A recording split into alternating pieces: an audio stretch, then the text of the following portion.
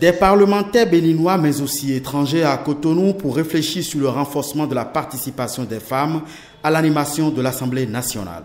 Les femmes restent en effet sous-représentées au sein de la deuxième institution du pays, bien qu'elles soient plus nombreuses que les hommes. Du point de vue de la population, plus de 51% selon le dernier recensement général de la population et de l'habitat.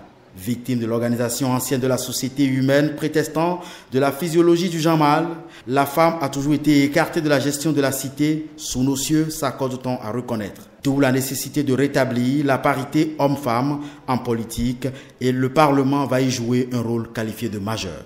Aujourd'hui, nos hommes savent que cette vision ancienne de la place de la femme relève plutôt d'une ignorance semblable à celle qui faisait croire jadis que la terre est plate et fixe et que le soleil en fait le parcours de l'est à l'ouest.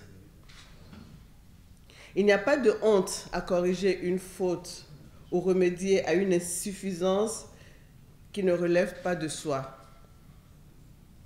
Établir d'autorité la parité, ou tout au moins une meilleure représentation des femmes au sein du Parlement, sans attendre que celles-ci en fassent leur affaire elles-mêmes par la compétition, serait d'un mérite historique pour les auteurs. Parmi ces auteurs, le président de l'Assemblée nationale.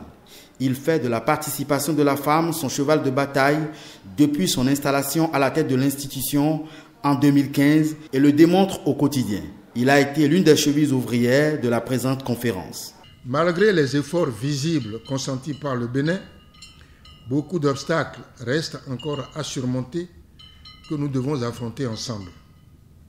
Je pense aux entraves causées par les lois, par les pratiques discriminatoires qui réduisent les chances des femmes. C'est une réalité.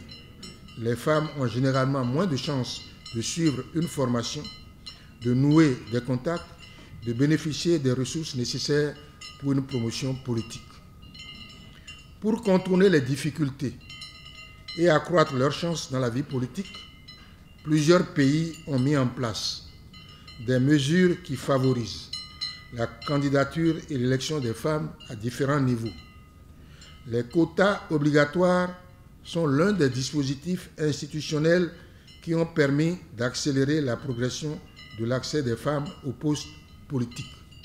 Une tendance vers laquelle pourrait évoluer le Bénin avec un mécanisme législatif cohérent en adéquation avec les réalités sociologiques du Bénin, rassure le président de l'Assemblée nationale. Taxé d'être misogyste, l'institution voudrait travailler le taux de représentativité de la femme en son sein qui est de 8% à 17% d'ici la prochaine législature et les travaux de la présente conférence pourraient être déterminants.